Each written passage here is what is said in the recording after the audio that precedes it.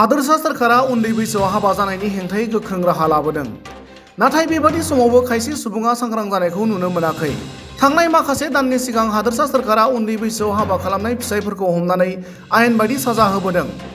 बेबादिनो फिन आरोबाव उन्दै बैसोआव हाबा खालामनाय फिसायफोरनि हेंथायै हादोरसा सोरखारा गोख्रों राहा लानो पुलिस बिफानखौ बिथोन होदों।